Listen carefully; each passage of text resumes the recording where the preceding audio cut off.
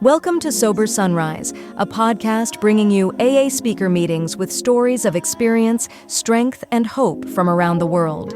We bring you several new speakers weekly, so be sure to subscribe. Whether you join us in the morning or at night, there's nothing better than a sober sunrise. We hope that you enjoy today's speaker.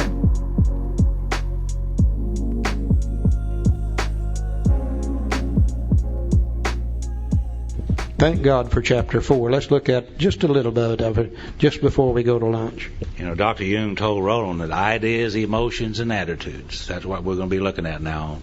Ideas, emotions, and attitudes, which are the guiding force of the lives of these people, are suddenly cast to one side. And certainly the ideas, the emotions, and attitudes that I had toward God were that of a 7 or 8 year old boy. I couldn't accept it then, I couldn't accept it later, and I couldn't accept it when I got here, and I can't accept it today. Because I need new ideas and emotions and attitudes about this. New information is what I'm trying to say. This chapter, we agnostic. Just the word agnostic means something to me. Gnostic means knowledge. You put the ag in front of it, means without. Those are us who are without knowledge. And that was me. And the knowledge that I did have was not good. And Bill had the same experiences that we did. When Ebby presented him with a solution, he was aghast at that solution. Some of us are aghast at that solution also. And Bill said that whenever they talked to me of a God personal to me, he said my mind became irritated and snapped shut against such theories. And certainly that's the way that I did. Later on in the book it says to us that when the spiritual malady is overcome, we straighten out mentally and physically. The spiritual malady. The understanding of God of my understanding. When that is straightened out, we'll straighten out mentally and physically. And this chapter here, we agnostics, is an attempt to do that.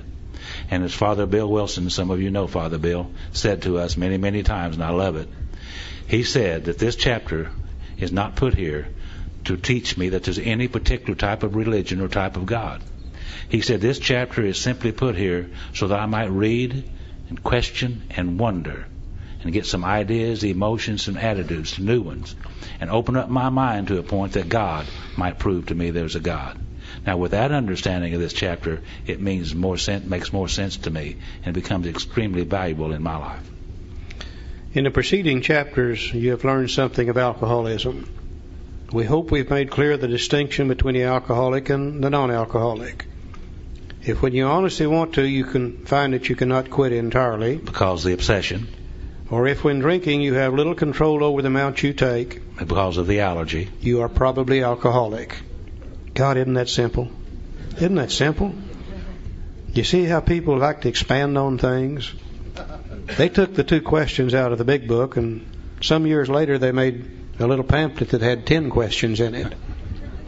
And that wasn't enough. They made another one that had 20 questions in it. Hell, I think we're up to 44 today, aren't we? Yeah.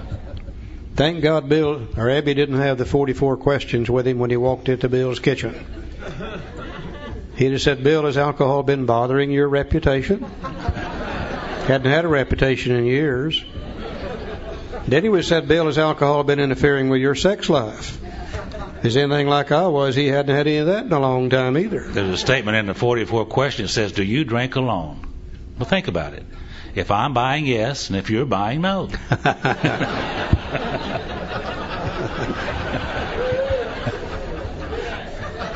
We had an old friend that used to live in Tyler, Texas. His name was Wino Joe. I've always felt sorry for everybody in AA that didn't get to meet Wino Joe. He was a real character. He's dead now. But Wino Joe had made up his own list to ask yourself to see if you're alcoholic. And the first question on his list was, has the roof of your mouth ever been sunburned? While drinking.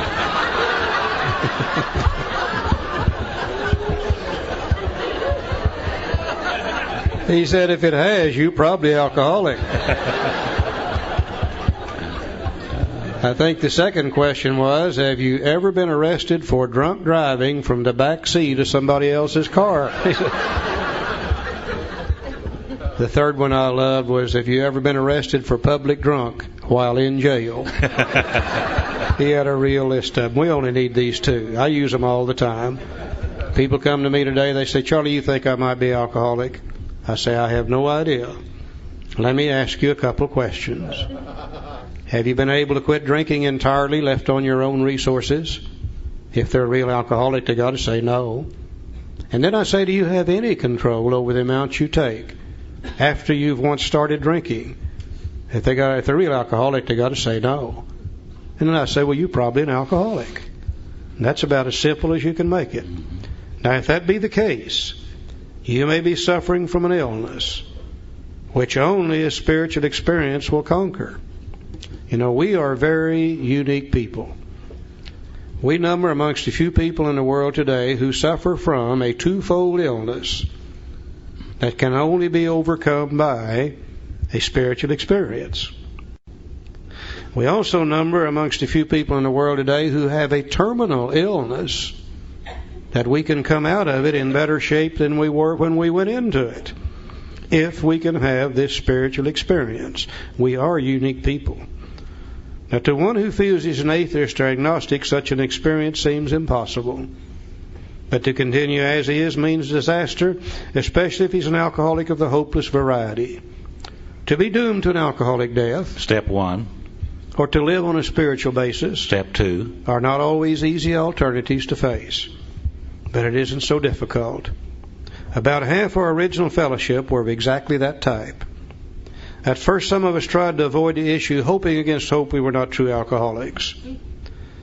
But after a while, we had to face the fact that we must find a spiritual basis of life or else. Perhaps it's going to be that way with you. But cheer up, something like half of us thought we were atheists or agnostics, and our experience shows that you need not be disconcerted. And I had to stop right here and see what is my belief as far as this God thing is concerned. And today we find there's only one of three ways that you can believe as far as God's concerned. One way is to be an atheist. Now, an atheist says there is no God. Therefore, they have no power greater than human power to turn to. The atheist would have to stand on their own 2 feet, run their own show. And I said, Charlie, are you an atheist? I said, no.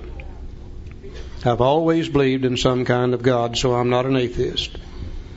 I said, well, then maybe you're an agnostic. So I had to go to the dictionary and look that word up. And like Joe said, the word agnostic means without knowledge. An agnostic believes that there is a God. But since we've never tried to use God's power in our life, we've run our own show, stood on our own 2 feet. We've never received God's power, so we don't know that God exists.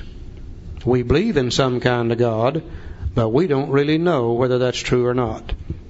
And I think that's what most of us are when we get here. Most of us get here with some belief in a God, but we have never turned to that God, and we've been running our own show and standing on our own 2 feet and doing our own thing. Even though we believed in God, we acted as if we did not believe in them. An agnostic is one without knowledge of God, just belief. Now, if you're an atheist or an agnostic, then the question becomes, how do you become a true believer in God? A true believer is one that knows that God exists. Don't believe it, knows it. A true believer is one who has experienced God's power in their life. And God has given them whatever they need to have a successful life. I don't think any of us get here as a true believer. Because if we knew God and experienced God's power, then we wouldn't have to come to AA to solve our problem. Most of us come here as agnostics. Now, whether we be atheist or agnostic, the question becomes, how do you get from that stage to the stage of one who is a true believer and can receive God's power in our life? Page 45, first paragraph. Lack of power, that was our dilemma. You know, if we wasn't powerless, we wouldn't be here, would we? Lack of power, that was our dilemma.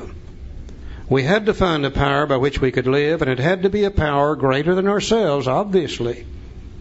But where and how were we to find this power? Well, that's exactly what this book is about. Its main object is to enable you to find a power greater than yourself which will solve your problem. It doesn't say which will enable you to solve it or will help you solve it. It says the main object is to enable you to find a power greater than yourself, and then that power will solve the problem. And I find, interestingly enough, from page 45 on in the big book Alcoholics Anonymous, we don't talk about alcohol anymore. We're through with that. We talk about one thing and one thing only. If you are powerless, whether you be atheist or agnostic, if you are powerless, how do you find the power? And if you can find the power, then the power will solve the problem. Okay, we're going to go to page 46 in the chapter We Agnostics. And the book says that, yes, we of agnostic temperament have had these thoughts and experiences. Let us make haste to reassure you.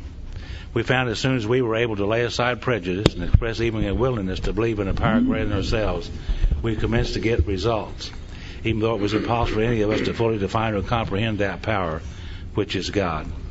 Much to our relief, we discovered we did not need to consider another's conception of God. Our own conception, however inadequate, was sufficient to make the approach and effect the contact with Him. You know, my sponsor at that time, George, saw that I had a real problem with this idea about God, and he asked me about it, and I said, yes, I am. I'm having a hard time trying to understand. And he said, well, I've noticed that. He said, why don't you do something that helped him and maybe it would help me?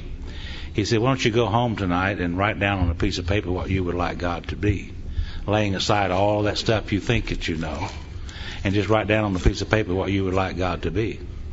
And so I went home that night and I wrote down some things, and I'm not going to tell you what it is. Up to you. And I wrote down some things I wanted God to be, and I showed them to George, and he looked at them and he said, well, that's good, Joe. So you can begin with that. See, I didn't know you could do that. And down in the South, you go to hell for making up your own God. True. You had to believe as they believed. You had to have faith in what they had faith in. If you didn't, you was going to go to hell. But George gave me permission, and I needed that permission to sit down and to say, I would like God to be these things. And he said, that's good. You can start with that and you can begin with that.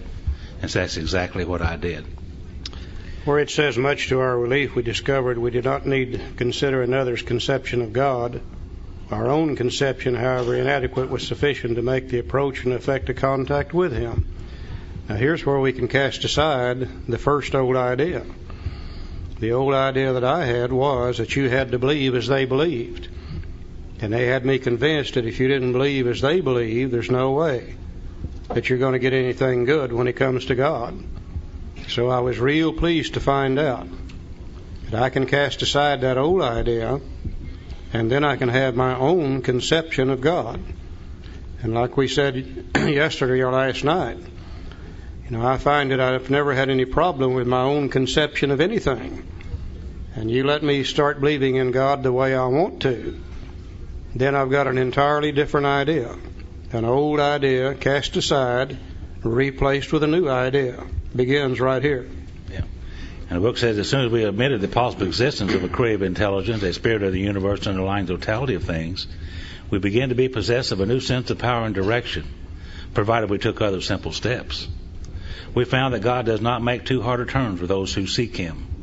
To us, the realm of spirit is broad, roomy, all-inclusive, never exclusive or forbidding to those who earnestly seek. It is open, we believe, to all men. See, all I had to quit doing was saying, no, there's not, no, and start seeking. Start saying, yes, maybe. And I started seeking. I said, George, you mean I need to find God? And he said, Joe, God's not lost. I said, didn't take me long to figure out who was lost, but I mean, he said, it's just like the book says, it's in the seeking, it's not in the finding. All I had to do was seek. And that's all this book is asking me to do, and this chapter is asking me to seek with an open mind and to wonder and to think. And eventually God will disclose Himself to me. And that's exactly what's happened. I was taught as a kid growing up that the way to God was a very narrow path, that if you strayed off either side of it, you were going to get in a hell of a shape. I was taught that God was very, very exclusive, that only those that believed as they believed would be able to make any contact with God. Those were old ideas. Now my book says we found that God does not make too hard terms with those who seek Him. To us, the realm of the Spirit is broad, roomy, all-inclusive, never exclusive or forbidding to those who earnestly seek. Old ideas cast aside, replaced with some new ideas, beginning to find this power greater than human power by changing of the old ideas to new ideas. Page 47. So when therefore we speak to you of God, we mean your own conception of God. This applies too to other spiritual expressions which you find in this book. Do not let any prejudice you may have against spiritual terms deter you from honestly asking yourself what they mean to you. Prejudice is nothing more than old ideas. Do not let any old ideas you may have against spiritual terms deter you from honestly asking yourself what they mean to you. So at the start, this was all that we needed to commence spiritual growth, to effect our first conscious relation with God as we understood Him. And then afterward, we found ourselves accepting many things which then seemed entirely out of reach. But that was growth, but if we wished to grow, we had to begin somewhere. So we used our own conception, however limited it was. And that was a beginning for me. I needed a beginning place, and that's where I started. Now we need to ask ourselves but one short question. Do I now believe? The agnostic has always believed in some kind of God. Or am I even willing to believe? The atheist can become willing to believe that there's some kind of God. That there's a power greater than myself. And as soon as a man can say that he does believe, the agnostic, or is willing to believe, the atheist, we emphatically assure him that he is on his way. It has been repeatedly proven among us that upon this simple cornerstone, a wonderfully effective spiritual structure can be built. And again, the asterisk, please be sure to read Appendix 2 on spiritual experiences. Again, they want to make real sure that we understand what they mean by those terms. He said it's been repeatedly proven among us that upon this simple cornerstone, a wonderfully effective spiritual structure can be built. Asterisk, bottom of the page, referring to the spiritual experience. So the wonderfully effective spiritual structure we're building is the spiritual experience or the spiritual awakening. And he said the cornerstone of that is to believe or to be willing to believe that there's a power greater than human power. We referred to that once before. The foundation of that structure was step 1, which is willingness. Now then he tells us the cornerstone of that structure, step 2, believing. So we've already put 2 stones in place. If we can say we're willing, and yes, we believe, or we are willing to believe, either one of the 2. And he said that was great news for us. For we had assumed we could not make use of spiritual principles unless we accepted many things on faith which seemed difficult to believe. And there has always been one of my great problems with this God thing. Faith indicates surety. Faith indicates knowledge. Faith indicates after the fact information. And one of my problems has always been the minister would say, son, all you got to do is have faith and everything will be all right. Well, I never could have faith because I had no knowledge of God. I didn't know for sure that God would do anything for me. The best I can possibly do is to start with belief. And there's a big difference between belief and faith. Believe me, there is. A good example of that, let's say I moved into this area here, and 3 or 4 months later I've got a problem with my automobile. I don't know a good mechanic anywhere in this area. But we'll say that you've lived here for a long time. And I assume you'll know somebody, so I come to you and I say, can you recommend a good mechanic for me? And you say, well, sure. Take your car over there to John. He'll do you a good job, and he'll charge you a reasonable price. Well, I don't know whether that's true or not. The best I can do with that information is if I believe it's strong enough, I'll take my car over there to John. And sure enough, he does a good job. He charges me a reasonable price. When I leave there, I know that he will do that. When I went there, I believed that he would do that. Now, 6 months from now, I have trouble with my car again. I don't ask you or anybody else where to take it. I take it right back to John. This time, I took it on faith took it on knowledge. You can't start with faith. You can only start with belief. And that's all we have to do. We either have to believe, or we become willing to believe that there's a power greater than we are, and we're on the road to spiritual recovery. We don't have to know anything. Thank God step 2 says we came to believe that a power greater than ourselves could restore us to sanity. It didn't say we came to know. It didn't say we had faith in that. We just came to believe. And I came to believe based upon what I've read in the book and what you told me, that there's a power greater than I am can restore me to sanity. I didn't know that. I just believed that. Now, if I know that the beginning of this thing, the finding of the power, is just to believe or be willing to believe, then the next thing I'm going to have to know is what procedure am I going to follow in order to find that power. Let's go over to page 51 for just a moment. First paragraph. It says, this world of ours has made more material progress in the last century than all the millenniums which went before. Almost everyone knows the reasons. Students of ancient history tell us that the intellect of men in those days was equal to the best of today. Yet in ancient times, material progress was painfully slow. The spirit of modern scientific inquiry, research, and invention was almost unknown. In the realm of the material, men's minds were fettered by superstition, tradition, and all sorts of fixed ideas. And I used to wonder why it is that we today have cellular phones and TVs and automobiles and airplanes, and why those people 100 years or 200 years ago or 500 years ago didn't have or admit those things. I thought we were just smarter than they were. But come to find out, they had the same intellect as we did. Intellect means the capacity to learn. They had the same capacity to learn as we do. But the only one thing that kept them in those dark ages, so to speak, it was superstition, tradition, and all sorts of fixed ideas. That's why I say I need an open mind more today than I'd ever needed an open mind. And I think we as a society have done that.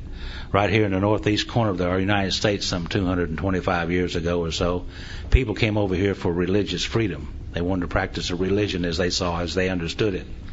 And as long as you agreed basically with their religion and you practiced your religion somewhat like they did, you were okay. But if you had any thoughts or ideas that were different, and you expressed those thoughts and ideas openly, and it didn't agree with what they had and what they agreed with, they would burn you at the stake as a witch. Right here in America they did that. So if you had any ideas like that, you certainly didn't express them, you kept them to yourself. So superstition, tradition, and all sorts of fixed ideas kept people from growing. And I think we as a country has gotten over that today. Our minds are open to many, many things. He said some of the contemporaries of Columbus thought a round earth preposterous. I think Columbus is one of the greatest examples of what you can do based upon belief if you're willing to change your belief. Some 500 years ago, most of what they called the civilized world was situated around the shores of the Mediterranean Sea, the western shores of Europe. They had found a place called the East Indies. And in the East Indies you could get gold, silk, and spices, lots of goodies. But it took literally years to get to the East Indies. So they were trying to find a new trade route to the East Indies. And somebody said, is there any possibility that we could sail a ship there? And they said, well, no, dummy. Don't you know you can only sail to the northeast end of the Mediterranean Sea? And then you have to go by land, camelback, horseback, footback, however they traveled. And that took literally years to do. And they said, well, what would happen if we sailed in the other direction? And they said, well, idiot, don't you know if you sail out there, you're going to sail off the edge of this sucker? You see, everybody in those days thought the world was flat. And they assumed if you sailed out there, you would sail off the edge of it. Now, I don't know why they believed that. I assume some people sailed out there, didn't come back, and they thought they had sailed off the edge of it. Now, Joe said the other day, wouldn't it be great if the world was flat? We could take all this environmental junk, just take it out there and go and push her overboard and be done with it. Now, here comes Columbus. And we believe that Columbus had to be an alcoholic. Because if you're going to believe differently than the world and everybody in it, and you're going to stand there and express that belief, you're going to have to be tougher than hell to do it. Because many times, if you express a belief different than whatever everybody else believes, they would burn you at the stake or hang you from a tree or cut your head off or something. And Columbus was tough enough and bullheaded enough to be able to stand there. And he said, I believe that the world is round. I do not believe it's flat. What? Then he made one of the most drunk statements the world has ever heard. He said, I believe we can get east by sailing west. Now, if that isn't drunk thinking, I don't know what is.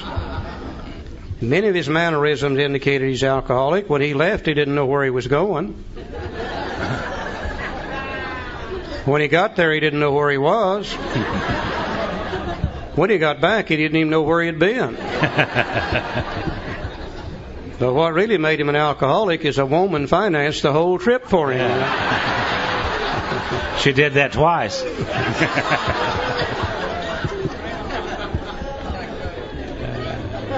Columbus followed a little formula. You want to write down these key words in this formula. He followed a little formula that the world has always known. That if you want to change anything at all, there are certain things that have to take place. And the first thing you have to do in order to change anything is to be willing to do so. Circumstances are what make us willing. Trying to find the new trade route to the East Indies is what made him willing to change. The second thing you have to do to change anything is to believe you can do so. You know, he said, I believe that the world is round, it's not flat. I believe you can get east by sailing west. But his belief didn't do him any good either, because he's still standing on the shore of the ocean the day he expressed that belief. Some days, weeks, months, years later, he did the third thing. He made a decision. He said, by golly, I'm going to go find out whether this thing is round or flat. Can you really get east by sailing west? But his decision didn't do him any good either, because he's still standing on the shore of the ocean the day he expressed that decision. Some days, weeks, months, years later, he did the next thing you have to do. He started taking action. And the first thing he did, he went to the King of Portugal to get the money. But the King of Portugal, being a very astute businessman, said, there's no way I'm going to let you have this money, because you'll sail out there and sail right off the edge of this sucker and I'll lose it all. That's why he ended up with the Queen of Spain. Sweet talked her out of the money on the promise that he would bring back gold, silk, spices, and the goody-goodies of life. She gave him the money. He bought 3 ships. He put provisions in those 3 ships. He put crew members in those 3 ships. And they began to go east by sailing west. Sailing west day after day after day. Now, we don't know for sure, but we have a suspicion that on that first trip, he hired a special sailor, put him on the bow of the lead ship at night with a lantern, whispered in his ear, said, I believe this thing is round, but if you see the edge of this damn thing, you holler so we can get turned around in time. Now, after having sailing straight west for several days, they got results. They found land on the other side, which was the result of the action that they had taken. Now, we know that he thought it was the East Indies. It wasn't. It was the West Indies. But he had proven to himself the world is not flat. It is round. You will not sail off the edge of it. Turned right around and came right back to Europe. Went right back to the Queen of Spain.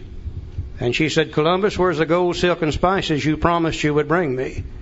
And he said, sweetheart, I'm sorry, but I didn't find any. But he said, tell you what I'll do. If you'll refinance me, I'll go back. Trust me, honey, please. And this time I'll find it.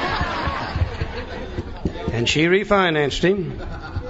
And he got some more ships, more provisions, more crew members. They began to go east by sailing west with one big difference. The second trip, he didn't hire the special sailor, put him on the bow of the lead ship at night. This time he went back on faith. He went back on knowledge. The first time he went back on belief. You can't start with faith. The only thing you can do is start with belief, make the decision, take the action, get the results, and then you'll have faith. Now, I would love to sit here and tell you today, and the decision will do us no good unless we take the action. And that's 4, 5, 6, 7, 8, 9, 10, and 11. As the result of the action, then we will get results too. Having had a spiritual awakening as the result of these steps, we now have faith, we now have knowledge, we no longer believe. You see, I don't believe today that God will restore me to sanity. I know that He will because He has done so. Now, those of us who have been restored to sanity and we have the faith, then we can go back and help the next newcomer come to believe. They can make a decision, and we can take them by the hand and walk with them through the action steps. Then they will get results. They'll have a spiritual awakening, and then they'll know, and then they can go help the next newcomer come to believe. Now, there's only one thing you and I can't do for the newcomer. We cannot make them willing. That's a job they have to work on themselves. Now, how does an alcoholic become willing to change? Very simple. Drinking lots of whiskey. I hear people come to AA and they say, I've been working on step 1 for 3 years in AA. And I said, no, you haven't. You don't work on step 1 in AA. You work on step 1 out there. And when you've drunk enough of that whiskey, you just can't stand it any longer, then you become willing to change. Then we can begin to help you by helping you come to believe, decide, act, and have a spiritual awakening. Same formula that the world has always used to change the status of anything. Now, if I know I need the power, and if I know the beginning of the finding of the power is just to believe, if I know the procedure to follow to find the power, then I only need to know one more thing. Where am I going to find that power? And I think we get here just as confused about where God is as we were ever confused about anything else. As a kid growing up, somewhere I got a picture in my mind. Now, I don't know whether I dreamed it or saw it, but in my mind, when I was thinking about God, He was a tall, elderly gentleman, stood on a cloud up in the sky, long flowing white robes on, long white hair, golden halo around his head, and sun rays shooting out of that halo, and a big stick in his right hand. Now, I don't know whether I saw that or whether I dreamed it, but one of the reasons I thought God was there is because every time the minister talked about God, he always pointed up there, so I knew he had to be up there somewhere. But then what really confused me, I noticed every time the minister wanted to talk to God, he always looked down here. He points up. Hell, no wonder we get confused as kids about where God is. And I looked and I looked and I looked and I looked, and I never could find God because I never did know where He was. And it took the big book Alcoholics Anonymous to tell me just exactly where I'm going to find Him. Page 55. You know, many years ago I was working for, not working, but I was involved in a halfway house in Tulsa, and I was heavily involved, and there was this young man there who'd asked me to be his sponsor, and he said, well, what do you think I ought to do? I said, well, it'd probably be a good idea if you had a job, you know, to start somewhere here. And he said, well, easy for you to say, I don't have any car, and I can't get back and forth with no money. Can't even ride the bus. And I said, well, I'll take you around and help you find a job, and then if you find a job, I'll take you back and forth till you can get a couple of paychecks, and then you can buy a car or do whatever you need to do. He said, fine. So I'm taking him back and forth to work, and one morning he told me a story that really helped me a lot. And he said, and this is the way the story goes. He said there was 3 wise men of the East, he said, and they took from man the crown of life, the thing that would make us the happiest, and took it away from him.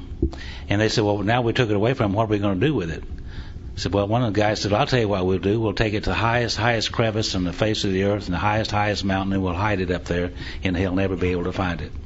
The other 2 said, yeah, but you know how they are. They'll hunt and they'll search and they'll eventually find it. The third one said, I'll tell you what, we'll take it to the deepest crevice of the deepest ocean and hide it there, and they'll never think about looking for it there. But he said, yeah, but you know how they are. They'll hunt and they'll search and they'll eventually find it. The third one said, I'll tell you what we'll do. We'll hide it within himself, and he'll never think about looking for it there. Page 55, first paragraph. Said, actually, we were fooling ourselves. For deep down in every man, woman, and child is the fundamental idea of God. It may be obscured by calamity, by pomp, by worship of other things, but in some form or other it is there. For faith in a power greater than ourselves and miraculous demonstrations of the power in human lives are facts as old as man himself. We finally saw that faith in some kind of a God was a part of our makeup, just as much as the feeling we have for a friend. Sometimes we had to search fearlessly, but he was there. He was as much a fact as we were. We found the great reality deep down within us. In the last analysis, it's only there that he may be found. It was so with us. So we can only clear the ground a bit. If our testimony helps sweep away prejudice, enables you to think honestly, encourages you to search diligently within yourself, then if you wish, you can join us on the broad highway. Now with this attitude, you cannot fail. The consciousness of your belief is sure to come to you. A God of your own understanding is sure to come to you with an open mind. It seems as though all human beings are born with some basic knowledge deep down inside themselves, probably lying at a subconscious level. And that basic knowledge seems to be able to tell us what we should do and what we shouldn't do.